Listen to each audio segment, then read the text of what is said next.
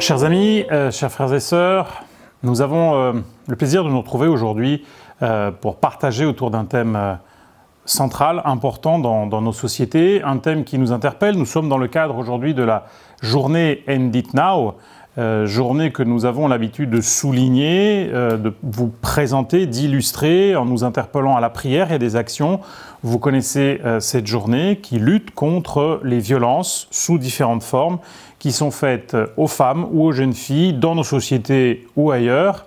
Aujourd'hui, les responsables de cette journée et de cette initiative ont voulu nous sensibiliser d'une façon un peu plus large aussi sur le thème du handicap qui touche hommes, femmes, jeunes enfants, en étant et en présentant des limites, des souffrances, une accessibilité à la vie sociale tout simplement. Et nous voulons aujourd'hui, grâce à deux exemples des Écritures, eh bien, poser un regard biblique sur le handicap et sur l'appel que les Écritures nous donnent face au handicap et aux différentes formes de handicap aussi que nous pouvons connaître. Peut-être aussi de façon assez inattendue au travers du texte biblique. J'aimerais illustrer mon propos avec une petite expérience que j'ai vécue il y a de cela quelques années.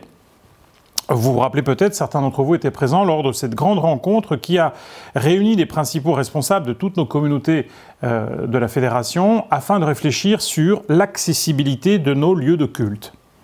En fait, souvent, nous nous sommes rendus compte, et ça a été un peu une découverte, que involontairement, nous avions exclu une partie de la population, même si c'est une petite partie, mais une partie de la population, de nos rencontres, de nos espaces de chants, de prières, tout simplement parce que certains de nos bâtiments n'étaient pas accessibles ou pas assez accessibles à différentes formes de handicap. Lors de cette rencontre, nous avons eu l'occasion de réfléchir sur les modalités, sur les travaux qui devaient être faits. Et un des responsables, avec gentillesse, avec bonhomie, à un moment, a simplement partagé cette réflexion en disant « Écoutez, nous, notre lieu de culte, bien évidemment, il y a des escaliers pour y accéder. C'est une barrière, c'est un obstacle, mais aucun des membres de notre communauté n'est porteur de handicap. Donc, pourquoi faire les travaux? Pourquoi immobiliser cette somme, le bloquer, fermer la salle pendant tout un temps? Et là, un des responsables qui était là avec moi de l'église de Montpellier, un des membres de l'église de Montpellier, Pierre Rousseau, qui est décédé depuis et qui était aveugle, mais qui était aussi président d'association pour aider à l'insertion des handicapés dans la vie de tous les jours et particulièrement dans les études, a eu cette remarque extrêmement judicieuse en disant « Oui, aujourd'hui, il n'y a pas d'handicapés, mais le handicap, ça peut subvenir après un accident extrêmement simple, un accident de la route, un accident de santé, ou quoi que ce soit d'autre. » C'était d'ailleurs son cas pour ceux qui ont connu Pierre, et je veux vraiment lui rendre hommage. Eh bien, Pierre avait une forme de diabète qui a amené à cette cécité. Mais au lieu justement de s'enfermer peut-être dans la tristesse, et on peut comprendre, dans la réserve, Pierre avait cette vision, cette vocation de sourire à la société, de sourire au monde. C'était un homme plein d'humour et il aimait que cet humour, malgré son handicap, soit contagieux. Et il avait donc fondé une association qui s'occupait particulièrement des malvoyants et des aveugles afin qu'ils puissent avoir accès aux études et aux études supérieures, tout simplement en bénéficiant de l'aide de quelqu'un, d'un bénévole qui soit avec eux afin de les accompagner dans leurs études. Tout simplement cela pour rendre hommage à ce frère, rendre hommage à son esprit, à sa foi, à son espérance, à son courage, et aussi nous interpeller sur le fait que parfois on a la sensation que le handicap, ça touche l'autre, ou des minorités dans la société. Probablement, nous, qui sommes une minorité, devrions être interpellés par la situation d'une autre minorité, mais de toute façon, simplement, nous devrions nous poser la question de l'accessibilité, effectivement, de nos lieux de culte, de nos cérémonies, et simplement poser sur le texte biblique un regard sur le handicap. Le handicap qui peut générer parfois le malaise, qui peut générer la distance, qui peut générer une façon d'être emprunté dans nos liens sociaux, dans nos liens, dans nos interactions les uns avec les autres, parce que Le handicap me questionne, le handicap me gêne, peut-être le handicap m'interpelle sur ma propre fragilité, sur certaines de mes peurs. Et pourtant, dans le texte biblique, je prends quelques exemples de la tradition biblique et du récit des Écritures. Le handicap est présent sous différentes formes. Souvent, on oublie que dans la tradition hébraïque, eh bien, un des grands leaders, Moïse, est considéré par une certaine tradition hébraïque comme étant bègue. Et c'est pour cela qu'il a demandé l'aide de son frère Aaron afin d'être accompagné, soutenu pendant son ministère, et un ministère de parole, un ministère actif, un ministère public, un ministère de libération, mais un ministère où, et le judaïsme, vous le savez, a cet humour, nous dit, eh bien, l'Éternel a choisi un bègue afin de libérer son peuple de l'esclavage. Vous avez bien évidemment cette image qui vous vient à l'esprit dans le Nouveau Testament, celle de Paul, qui dans ses lettres écrit et donc nous transmet en héritage ce mal-être, ce handicap qu'on imagine lié aux yeux d'une façon ou d'une autre, sous quelque forme que ce soit. Le texte n'est pas extrêmement précis à ce niveau-là, mais on sait que cela génère une souffrance chez lui, que cela génère, ça le limite dans son ministère. Et donc, Paul va intercéder, Paul va prier pour être libéré de cela. Paul nous transmet bien évidemment cette réaction, cette réponse, vous vous rappelez tous de ce texte magnifique « Ma grâce te suffit » qui met la grâce au centre et qui interpelle Paul qui va continuer à cheminer et à vivre son ministère avec ce handicap. Mais nous pouvons en connaître d'autres qui ont frappé par exemple les matriarches. C'est-à-dire que les grandes femmes de l'Ancien Testament, les grandes mères de l'Ancien Testament étaient, vous vous en souvenez, touchées de stérilité, ou en tout cas d'une fécondité extrêmement complexe. Et donc là aussi, on peut penser à cette situation dans laquelle le Seigneur appelle Moïse, appelle Paul, appelle ces grandes femmes à jouer un rôle comme des femmes qui donnent la vie, qui vont ouvrir l'histoire du peuple d'Israël, mais dans un contexte où ce manque de fécondité en plus était perçu comme une malédiction divine. Le Seigneur va dépasser cela, le Seigneur va les utiliser, les interpeller, le Seigneur va construire, collaborer avec elles, avec eux, malgré leurs limites. On est touché par le récit de Sarah, de Rebecca, de Rachel. Je pense particulièrement aussi à Anne, la mère de Samuel. Nous l'avons à l'esprit en la voyant pleurer au temple pour invoquer cette bénédiction céleste et avoir un enfant qu'elle va consacrer au Seigneur. Ce sera Samuel. Bien là aussi, le Seigneur va utiliser, accueillir, collaborer avec des personnes qui étaient rejetées, marginalisées à leur époque à cause de cette forme de handicap. Je pense aussi à un handicap, et nous en venons au récit du Nouveau Testament qui va nous toucher, d'abord dans les évangiles et puis dans le livre des Actes. Je pense tout particulièrement à cet handicap que représente la lèpre. Les hommes et les femmes qui étaient touchés, vous vous en rappelez, par cette maladie, étaient exclus de la société d'Israël, étaient rejetés, mais étaient aussi perçus dans cette conscience de l'époque comme punis, bannis par Dieu lui-même. Or Jésus, dans son ministère, vous vous en rappelez, ce geste extraordinaire, Jésus va toucher les lépreux. Jésus va rentrer en contact, en dialogue. Jésus va tisser des liens. Bien sûr, Jésus va guérir très souvent. Mais avant cette guérison, pendant cette guérison, nous avons ce contact physique qui à l'époque était totalement interdit.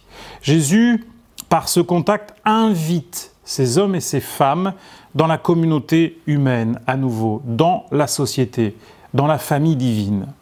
Je voudrais avec vous revenir sur un récit qui se trouve dans l'évangile de Marc au chapitre 5, et où nous trouvons dans une situation où, là aussi, c'est un handicap, entre guillemets, de façon très large, peut-être un peu plus complexe parce qu'il semble secret, il semble discret, même s'il parasite totalement la vie sociale de cette femme, Marc au chapitre 5, qui va croiser la route de Jésus et, vous vous en rappelez peut-être, eh bien, avoir ce contact incroyable avec lui où elle va vouloir toucher le Christ, toucher le Sauveur, toucher, nous dit le texte, son vêtement. Je lis avec vous simplement Marc au chapitre 5, le verset 25. « Or, il y avait une femme atteinte d'une perte de sang depuis 12 ans. Elle avait beaucoup souffert entre les mains de plusieurs médecins. Elle avait dépensé tout ce qu'elle possédait et elle n'avait éprouvé aucun soulagement, mais était allée plutôt en empirant. Ayant entendu parler de Jésus, elle vint dans la foule par derrière et toucha son vêtement, car elle se disait « Si je puis seulement toucher ses vêtements, je serai guérie. » Alors, nous connaissons la suite du récit. Nous savons comment, de façon assez touchante, incroyable, elle va être guérie. C'est pas la seule. Mais je reprends avec vous simplement le contexte du Lévitique, que l'on connaît peut-être un tout petit peu moins, et qui nous dit, Lévitique au chapitre 15, verset 25, afin que nous comprenions la situation, l'isolement, à nouveau, presque l'état de malédiction dans laquelle cette femme était. Le texte nous dit « La femme qui aura un flux de sang pendant plusieurs jours, hors de ses époques régulières, ou dont le flux durera plus qu'à l'ordinaire, sera impure tout le temps de son flux, comme au temps de son indisposition menstruelle. Tout lit sur lequel elle couchera pendant la durée de ce flux sera comme le lit de son flux menstruel, et tout objet sur lequel elle s'assiera sera impur. Quiconque les touchera sera souillé. Il lavera ses vêtements, se lavera dans l'eau et sera impur jusqu'au soir. » Alors, le texte de l'Ancien Testament et les lois du Lévitique, du Deutéronome, sont là aussi pour régir une société dans laquelle le pur et l'impur n'existaient pas, dans laquelle toute forme de maladie existait, dans laquelle toute forme aussi de déviance pouvait exister. Et donc, ce texte du Lévitique, c'est ce texte en général du Deutéronome, mais tout simplement des livres de Moïse, pose un cadre, vous le savez, aussi d'hygiène. Pas seulement un cadre de sainteté, un cadre de religiosité, mais un cadre d'hygiène pour une société qui se constitue, société d'esclaves qui sortent d'Égypte. Donc nous pouvons comprendre certains des éléments fondateurs qui posent un peu les bases d'un ministère de la santé, si vous voulez, ou de la santé publique. Maintenant, la forme de maladie qu'avait cette femme, dont nous n'avons pas le nom d'ailleurs, caractéristique que nous connaissons du texte afin de pouvoir souvent aussi nous identifier à un personnage du texte. Cette femme avait donc une maladie, ce flux de sang qui, non seulement elle la rendait impure, mais rendait impure tout ce qu'elle touchait, rendait impure tous ceux qu'elle touchait.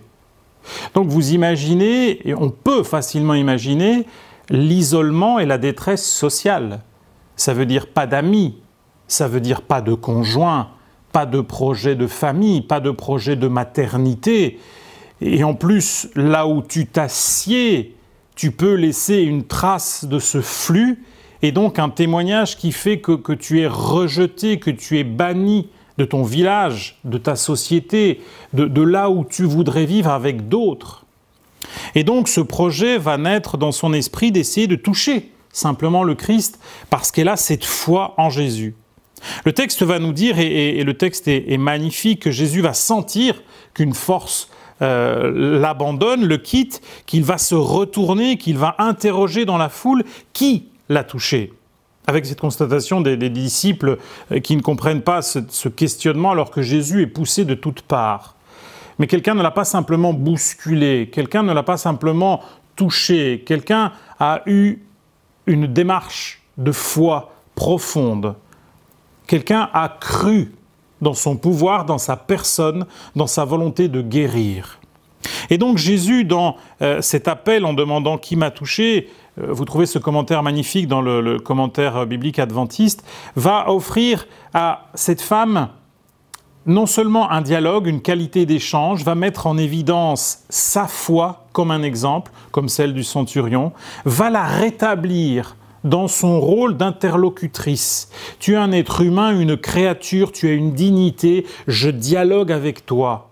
Je t'invite à nouveau à cette table de l'humanité.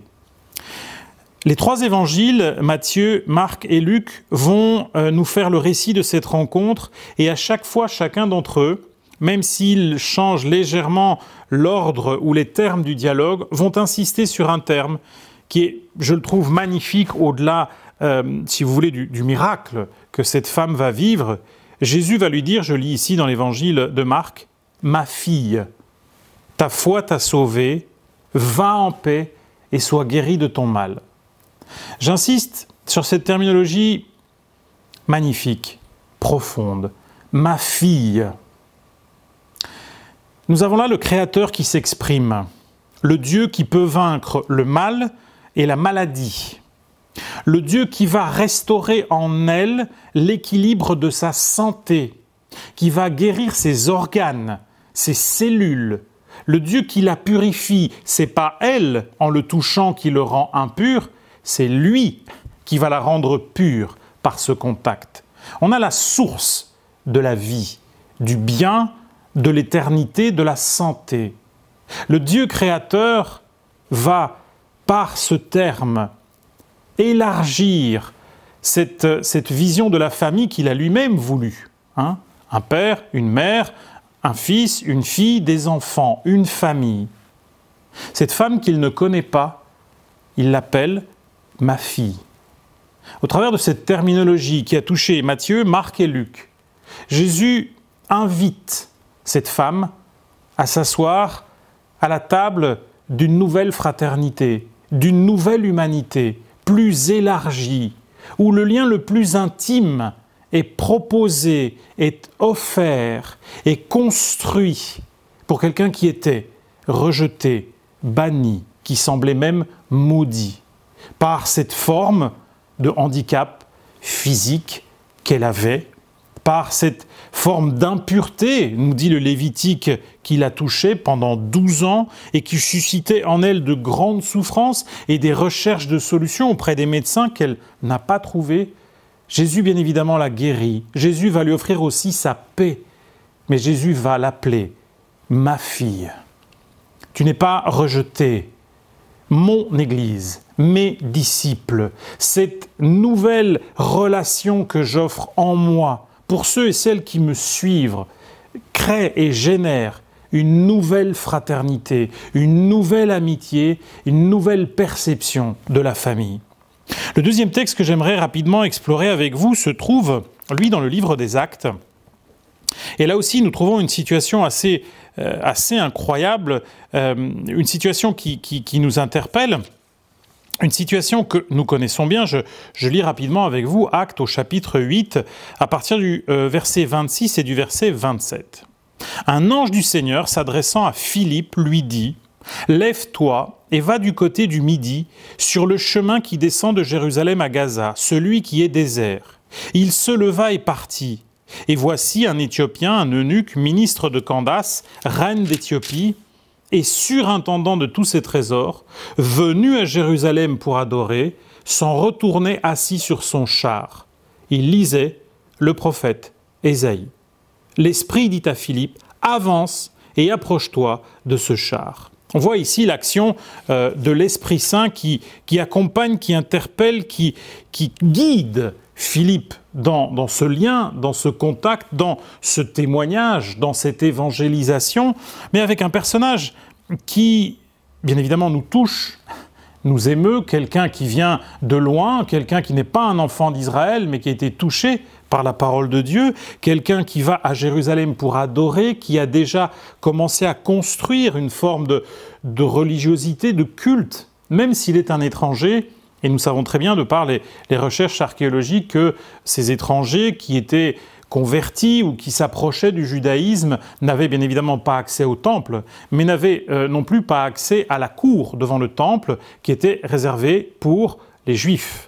Il y avait une cour spéciale avec une barrière très claire où les étrangers pouvaient simplement aller en s'approchant du temple. Le texte nous rappelle aussi un détail que probablement peut-être vous avez à l'esprit et que je veux relire, quelque chose d'un peu peut-être cru dans le livre du Deutéronome, mais qui va là à nouveau nous placer dans une situation où nous pouvons réfléchir à l'intégrité physique de cet homme et à son humanité. Le texte nous dit, Deutéronome 23, à partir du premier verset, celui dont les testicules ont été écrasés, ou l'urètre coupé, n'entrera point dans l'assemblée de l'Éternel. Cet homme ne fait pas partie, ne peut pas faire partie du peuple élu, du peuple saint, de l'assemblée. Nous avons ici un homme qui a des responsabilités, mais qui, de par les traditions de son pays, de par les habitudes, le protocole probablement très précis d'un dignitaire, eh bien, a subi cette intervention qui, dans la mentalité de l'époque, peut-être dans la nôtre encore aujourd'hui, le questionne sur son intégrité physique, sur son intégrité sexuelle. En tout cas, dans la perception de l'époque, il n'a plus sa place dans l'assemblée des saints, dans l'assemblée du peuple.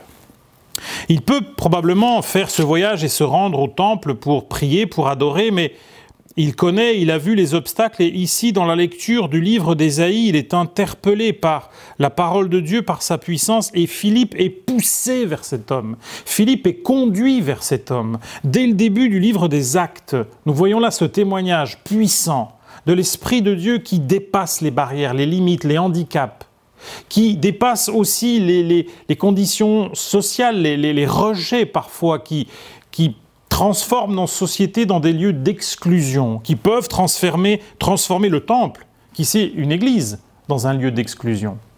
Philippe va vers cet homme, Philippe va baptiser cet homme, Philippe va annoncer le salut à cet homme, et le texte merveilleux nous dit, verset 39, « Quand ils furent sortis de l'eau, l'Esprit du Seigneur enleva Philippe, et l'eunuque ne le vit plus, tandis que, joyeux, il poursuivait sa route. » La joie de la bonne nouvelle, la joie de l'évangile, la joie de l'appel divin, la joie de pouvoir suivre le Christ, de découvrir le Christ dans les Écritures, parce que Philippe a annoncé la personne de Jésus.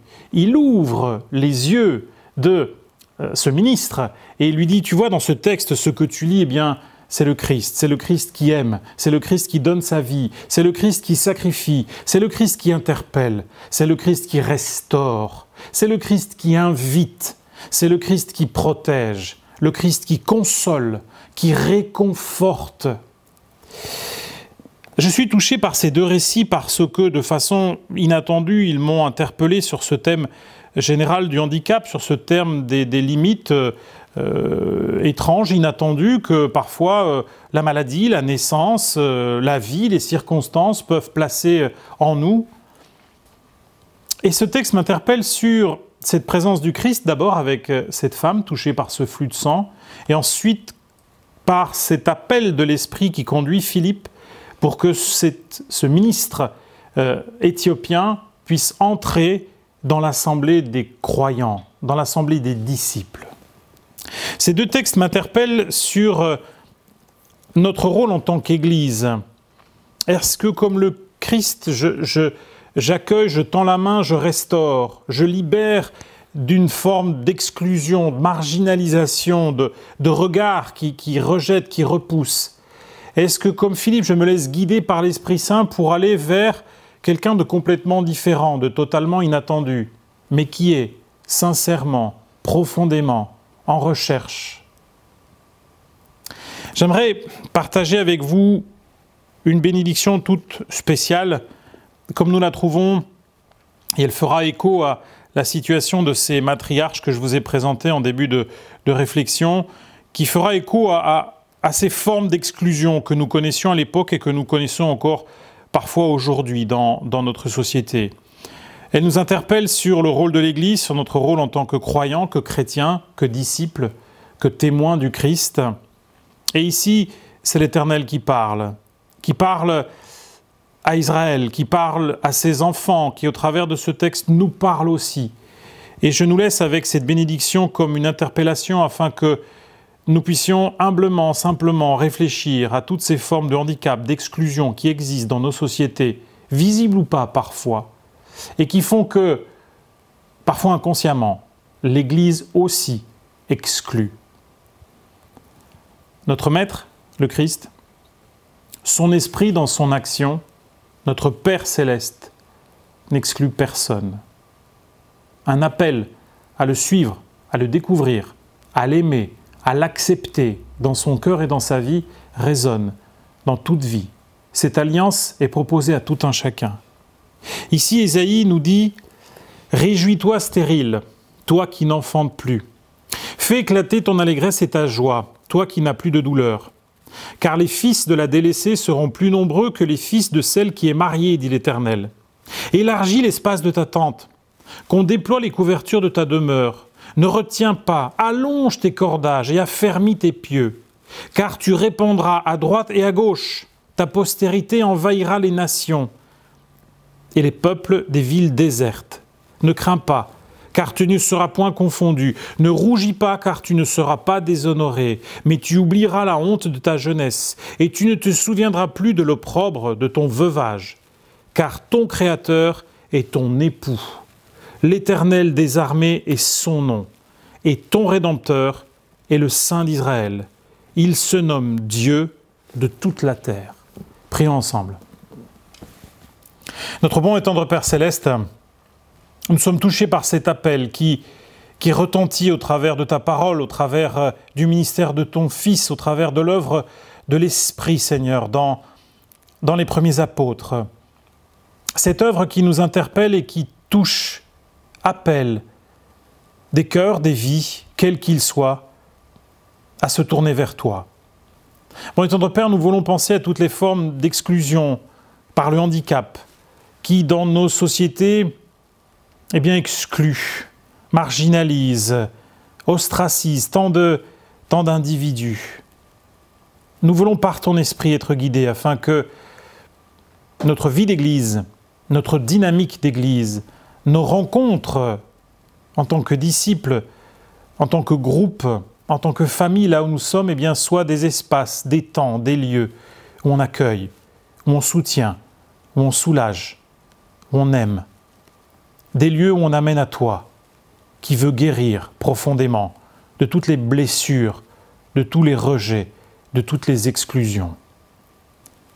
Puisses-tu, Seigneur, continuer à transformer nos cœurs et nos vies, nos ministères, nos communautés, leurs projets, afin que dans ce que nous vivons, nous puissions, simplement et humblement, être porteurs de cette alliance éternelle.